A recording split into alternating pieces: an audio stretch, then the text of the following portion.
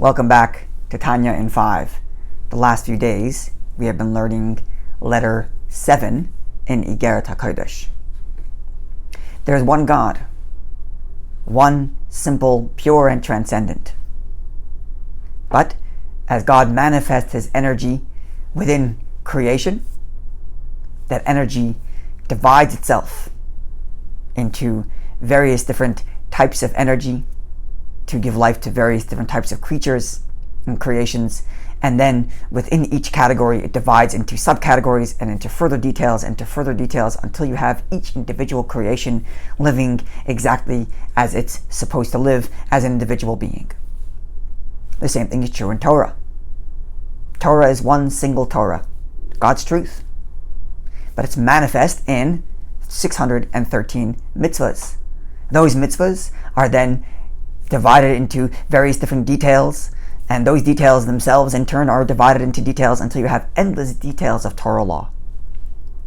In fact, according to Kabbalah, there are 613 types of energy God invests in the world, and those 613 match or correspond to the 613 mitzvahs.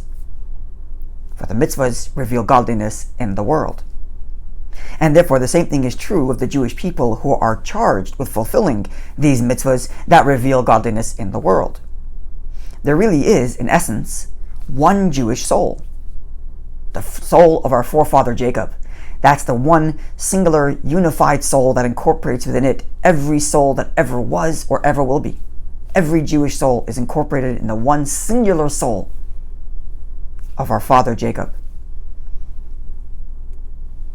Then, this soul of Jacob is manifest into 613 other souls, and they break down into further details of further souls and so on and so forth until each individual Jew gets his particular soul at a particular time and place, part of the whole singular unit of the Jewish people. This then is our portion. How fortunate is our portion? Ashreinu ma tov chalkeinu.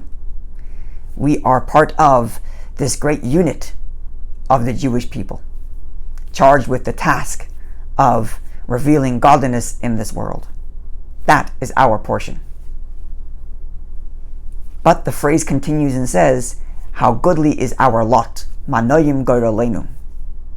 You see, because generally speaking, we're all part of the same mission. We're all part of the same one Jewish people. We all follow the same one Torah. However, when we fulfill that Torah, each Jew finds his particular place within Torah and within mitzvahs. Certainly we do all that we're supposed to, but we excel in one particular area. In the words of the Talmud, Zohir Tzvei, one is more scrupulous about one particular mitzvah, or another translation, one shines more in one particular mitzvah. And each Jew finds his place, his lot within Torah, where he shines and where God expects him to excel within the great whole of the Jewish mission.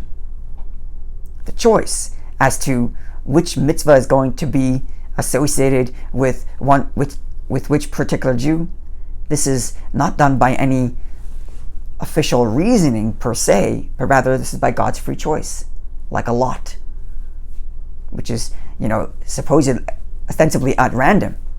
Each Jew is allotted a certain mitzvah, and this becomes the place in Torah where he shines and where he is most diligent.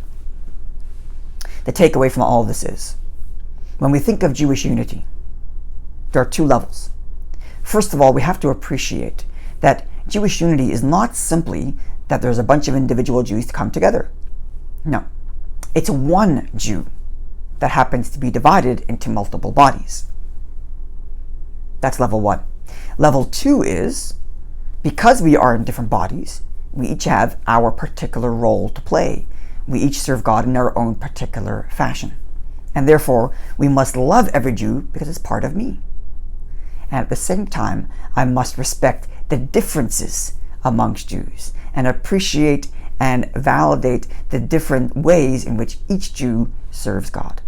Looking forward to seeing you when we conclude letter 8.